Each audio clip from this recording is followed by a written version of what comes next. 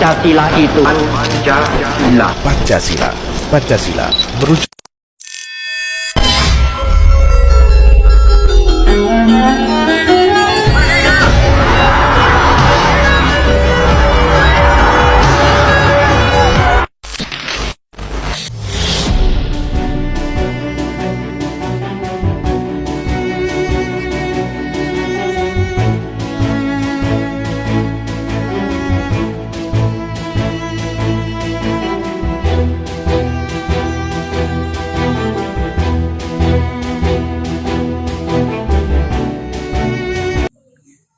Hai, Assalamualaikum warahmatullahi wabarakatuh. Saya Nabila Yordani dengan NIM 1250814 dari Prodi Manajemen Dakwah. Saya akan menjelaskan artikel pertama dari Jurnal Agustina Nimade Ayu Dharma Pratiwi dan Anak Agung Adi Lestari. Nama jurnalnya Panah Keadilan, Jurnal Hukum dan Pembangunan Sosial. Judul jurnalnya Pembangunan Hukum Berdasarkan Keadilan Sosial bagi Seluruh Rakyat Indonesia. Nama penulis Agustina Nimade Ayu Dharma Pratiwi dan Anak Agung Adi Lestari. Tahun terbit 2024. Identifikasi masalah. Yang pertama, kesengajaan penerapan hukum, yang artinya penerapan hukum tidak berjalan secara adil dan merata. Yang kedua, timpangan sosial akibat hukum. Maksudnya adalah adanya perbedaan atau ketidakadilan sosial yang muncul karena kebijakan hukum. Yang ketiga, kurangnya integritas penegak hukum. Artinya, penegak hukum seperti polisi, jaksa, hakim, pengacara tidak jujur, menyalahgunakan wewenang atau menerima suap. Yang keempat, meratanya perlindungan hukum bagi seluruh rakyat. Maksudnya, tidak semua warga negara mendapat perlindungan hukum yang sama. Solusi untuk masalah tersebut. 1. Membangun sistem hukum berkeadilan sosial. Yang kedua, reformasi lembaga hukum. Yang ketiga, pendidikan hukum bagi masyarakat. Yang keempat, penguatan nilai Pancasila. Kelima, mendorong partisipasi masyarakat. Daftar istilah di dalam jurnal tersebut adalah 1. Kesengajaan, yang artinya perbedaan yang jauh antara dua hal. 2. Ketimpangan, yang artinya keadaan yang tidak seimbang atau tidak adil. Yang ketiga, kebijakan hukum, artinya aturan atau keputusan yang dibuat untuk mengatur masyarakat secara adil. Yang keempat, integritas, artinya kejujuran dan konsisten dalam tindakan serta moral. Yang kelima, diskriminasi, yang artinya perlakuan tidak adil terhadap orang atau kelompok tertentu. Yang keenam, menerapkan, artinya melaksanakan atau menjalankan sesuatu. Yang ketujuh, reformasi, artinya perubahan besar menuju perbaikan. Yang kedelapan, pembenahan, artinya upaya perbaiki agar menjadi lebih baik. Yang kesembilan, profesional, artinya bekerja dengan keahlian dan etika yang lebih baik. Yang kesepuluh, partisipasi, yang artinya keikutsertaan. 11. Kewewenangan, artinya hak untuk membuat keputusan atau tindakan tertentu. Yang ke-12, Pancasila Istikah, artinya berdasarkan nilai-nilai Pancasila atau berjiwa Pancasila. Yang ke-13, politis, artinya berkaitan dengan kegiatan atau kepentingan politik. Yang ke-14, yuridis, artinya berdasarkan hukum atau aturan yang lebih sah. Terima kasih. Artikel yang kedua dari Jurnal Hurriyatul Jamiah, Edi Hermanto, Raihan Febriansyah, dan Wahyu Pradana. Nama jurnalnya Penangkaran, Jurnal Penelitian Agama dan Masyarakat. Judul jurnalnya Keadilan Sosial dalam Perspektif Al-Quran dan Pancasila. Nama penulis Koiratal Jamiah, Edi Hermanto, Raihan Febriansyah, dan Wahyu Perdana. Tahun terbit 2025. Identifikasi masalah. Yang pertama, terjadinya ketimpangan sosial di masyarakat. Yang kedua, nilai-nilai keadilan sosial dalam Pancasila belum sepenuhnya diterapkan dalam kehidupan berbangsa. Yang ketiga, kurangnya pemahaman moral dan spiritual. Yang keempat, penyalahgunaan kekuasaan. Solusi dalam masalah tersebut adalah: 1. Menanamkan nilai keadilan sosial. Yang kedua, meningkatkan kesadaran spiritual dan moral. Yang ketiga, mewujudkan kebijakan publik yang adil dan merata. Yang keempat, meningkatkan solidaritas dan kepedulian sosial.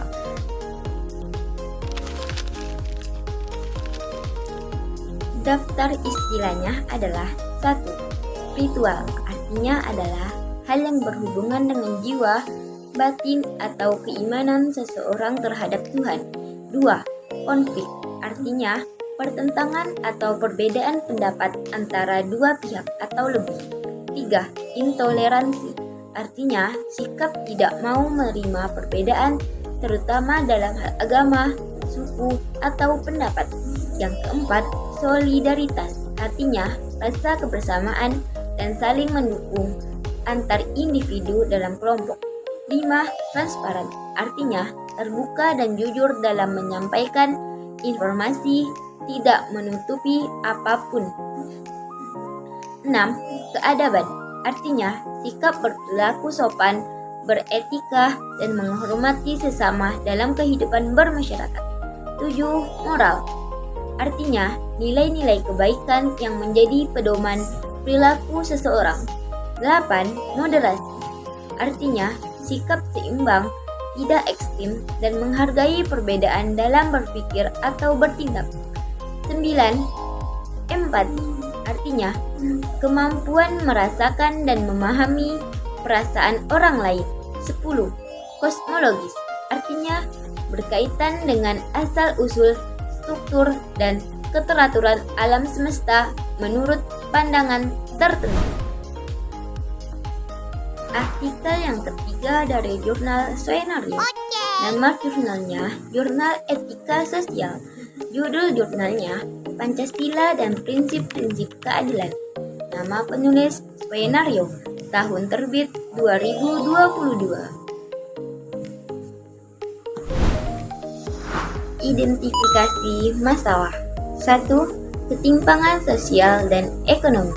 Kedua, kesengajaan antara idealisme Pancasila dan praktik nyata. 3. Lemahnya implementasi nilai keadilan sosial.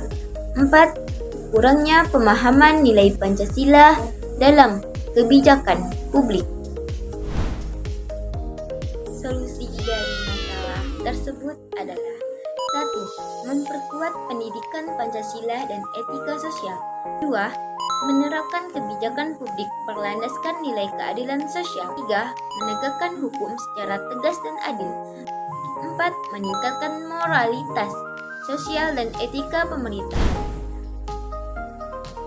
Daftar istilah adalah: 1. Idealisme, yang artinya paham atau keyakinan yang berpegang pada cita-cita luhur dan nilai-nilai yang dianggap benar, bukan hanya kenyataan praktis.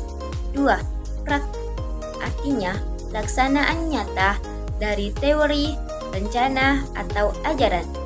3. Implementasi, artinya pelaksanaan atau penerapan suatu kebijakan, aturan, atau program dalam kenyataan. 4. Kebijakan, artinya keputusan atau aturan yang dibuat oleh pemerintah atau lembaga untuk mengatur suatu hal. 5.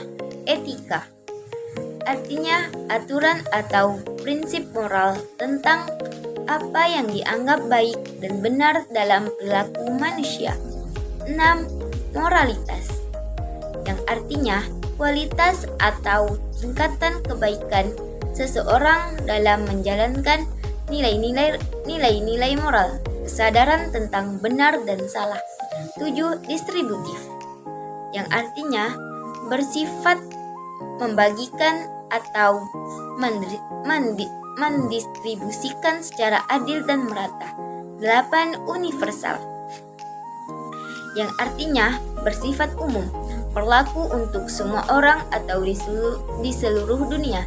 9. Aspirasi, yang artinya harapan, keinginan, atau cita-cita yang ingin dicapai oleh seseorang atau kelompok. 10. Filosofis, yang artinya bersifat mendalam, berkaitan dengan filsafat atau pemikiran tentang makna dan nilai kehidupan.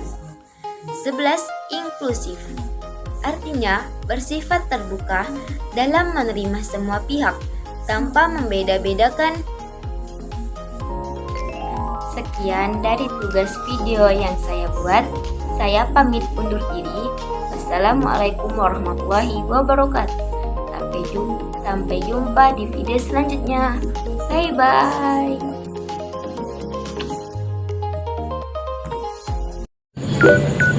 Assalamualaikum warahmatullahi wabarakatuh. Sebelumnya, perkenalkan, nama saya Muhammad Ridho.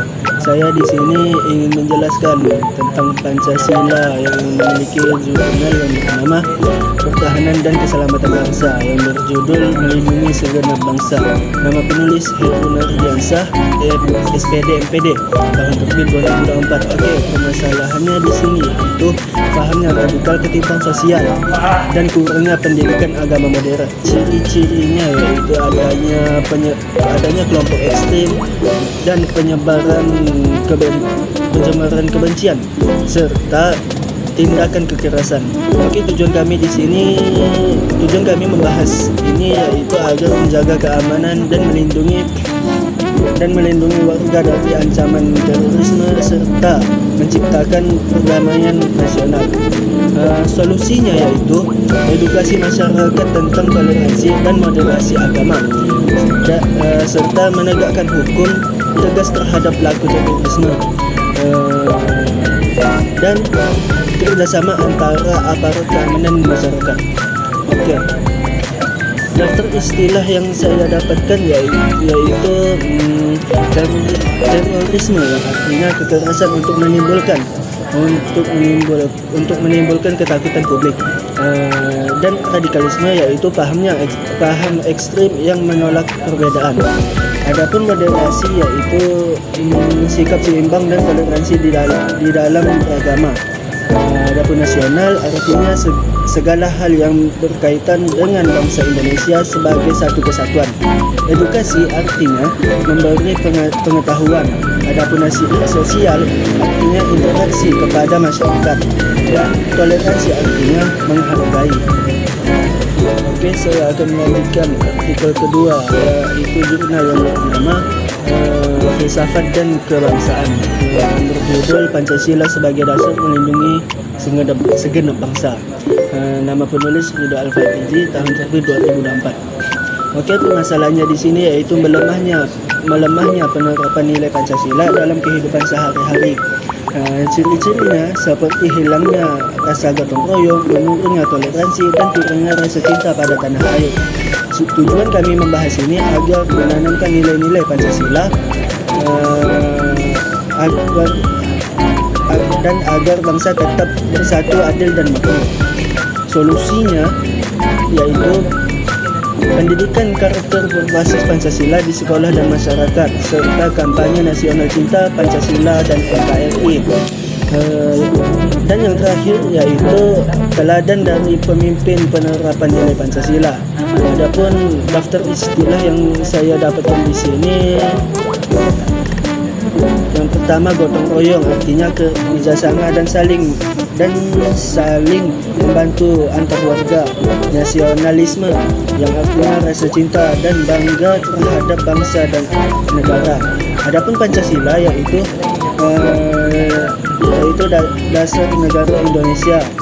Dan adapun berdaulat, artinya negara yang bebas dan merdeka. Oke, dan di sini saya akan melanjutkan artikel ketiga, itu dengan jurnal keamanan digital yang berjudul Perlindungan Bangsa di Era Cyber dan Teknologi Digital. Faktor permasalahannya di sini yaitu kemajuan teknologi tanpa literasi digital. Ciri-cirinya seperti kebocoran data, penipuan online, dan berita palsu. Tujuan kami membahas ini agar tetap melindungi keamanan informasi, membentuk masyarakat digital yang cerdas. Solusinya yaitu edukasi literasi digital untuk semua usia, dan penguatan sistem cyber nasional. Dan yang terakhir yaitu meningkatkan kesadaran hukum penggunaan internet. Adapun daftar istilah yang saya dapatkan di sini ialah cyber, artinya dunia maya tempat aktivitas digital berlangsung. Dan adapun literasi digital yang artinya kemampuan memahami dan menggunakan teknologi secara umum. Adapun keamanan data yang artinya perlindungan terhadap informasi pribadi negara. Mungkin cukup sekian yang saya sampaikan, kurang lebihnya mohon maaf karena saya masih belajar. Assalamualaikum warahmatullahi wabarakatuh.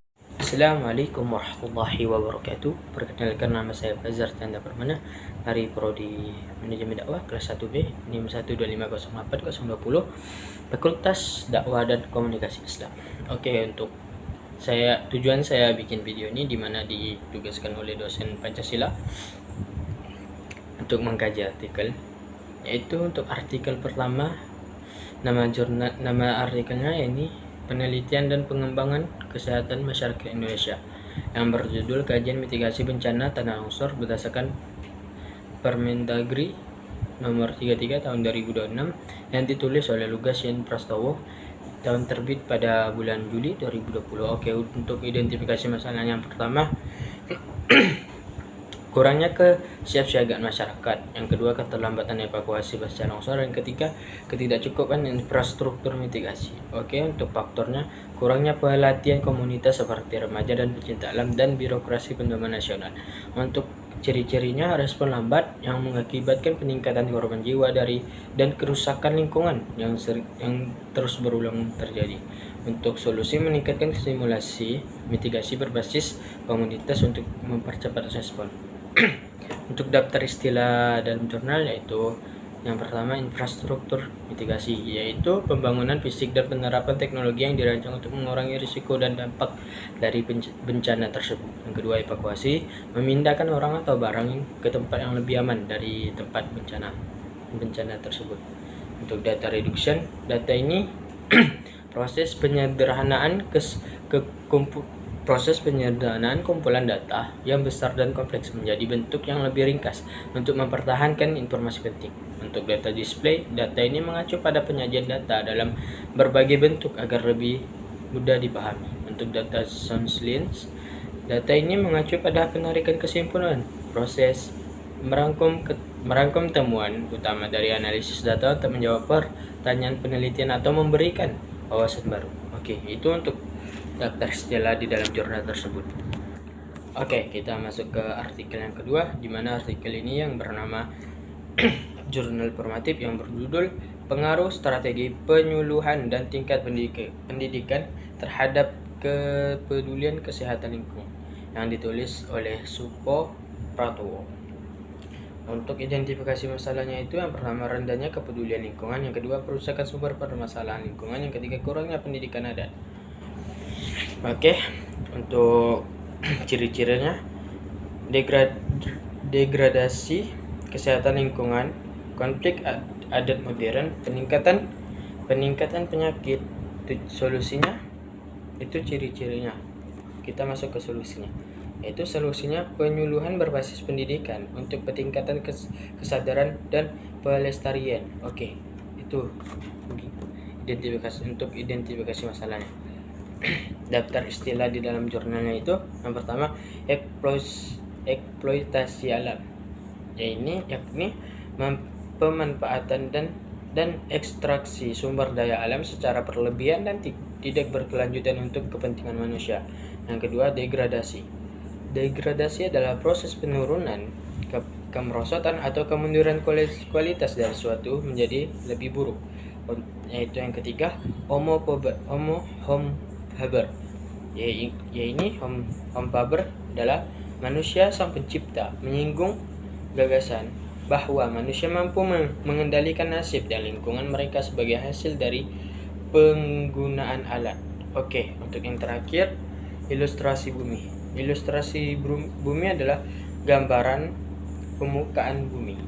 Oke, kita lanjut ke artikel yang ketiga. Oke, kita masuk ke artikel yang terakhir, yaitu artikel yang ketiga, yang nama artikelnya ini adalah jurnal referensi hukum yang berjudul Peranata Adat dalam Pencegahan Konflik Antar Masyarakat Adat.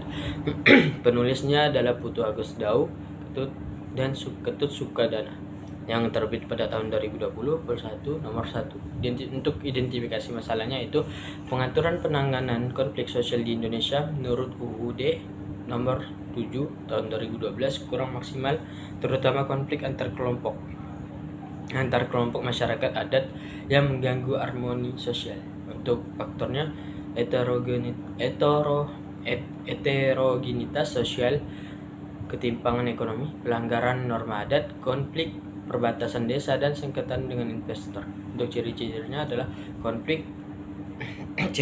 adalah fungsional atau positif jika diselesaikan, atau bisa negatif juga.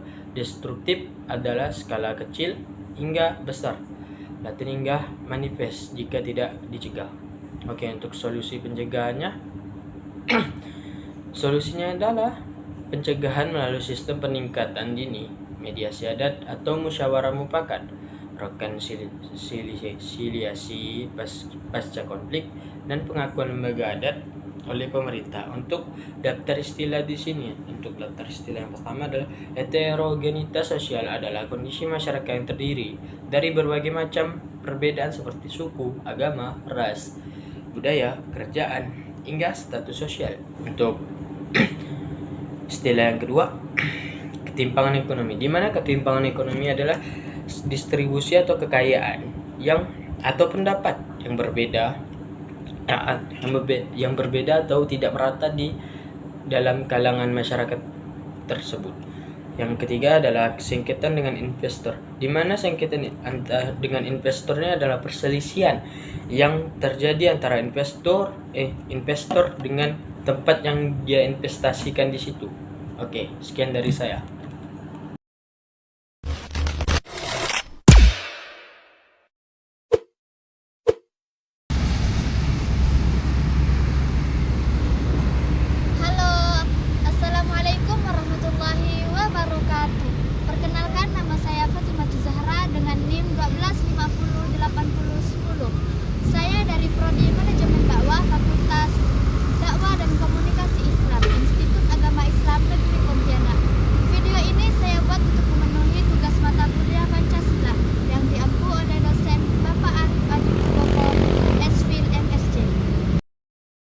Di sini saya akan menjelaskan artikel yang pertama dengan judul Pendidikan Perdamaian Sebuah Urgensi di Tengah Maraknya Konflik Sosial Berdimensi Suku, Agama, Ras, dan Antar Golongan di Indonesia. Penulis yaitu Ganesh Harpendia. Nama jurnal ilmiah Mimbar Demokrasi, tahun terbit 2022, volume 21, nomor 2.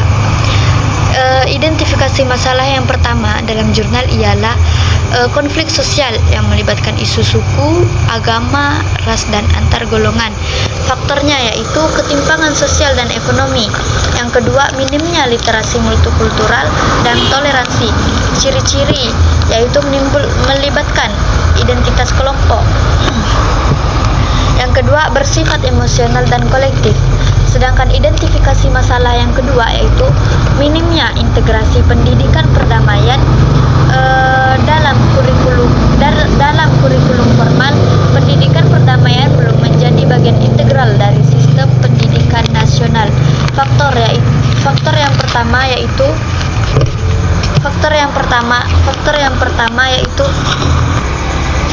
pertama ialah kurikulum nasional yang berorientasi akademik dan kompetitif. Yang kedua ialah belum ada kebijakan khusus yang mengutamakan pendidikan perdamaian. Ciri-cirinya yaitu tidak ada indikator evaluasi untuk sikap damai dan toleran. Identifikasi masalah yang ketiga yaitu banyak institusi pendidikan belum memiliki kapasitas, pelatihan atau kebijakan. Sedangkan faktornya yaitu keterbatasan kapasitas institusi dalam mengembangkan program perdamaian.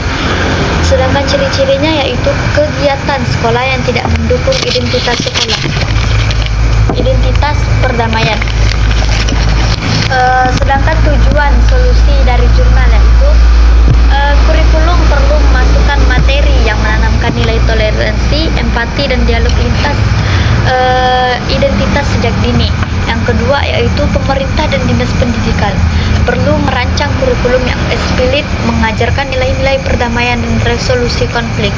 Yang ketiga yaitu sekolah harus menjadi ruang aman bagi semua identitas dan praktik yang mendorong dialog dan partisipasi dan penghargaan terhadap perbedaan. Daftar istilah dalam jurnal yang pertama yaitu ketimpangan, kondisi tidak seimbang atau tidak adil dalam distribusi sumber daya, hak atau layanan antara individu atau kelompok. Yang kedua yaitu kolektif. Kolektif di sini berarti bersifat kelompok, terjadi atau dilakukan secara bersama oleh sekelompok orang. Yang ketiga yaitu literasi. Literasi berarti kemampuan seseorang untuk mengakses, memahami, mengevaluasi, dan mengkomunikasikan informasi secara efektif. Yang keempat yaitu integrasi, proses menyatukan unsur-unsur yang berbeda agar menjadi bagian utuh dan berfungsi secara harmonis. Yang kelima yaitu orientasi. Orientasi berarti kecenderungan atau arah strategis yang menentukan bagaimana suatu proses atau lembaga itu berjalan dengan baik.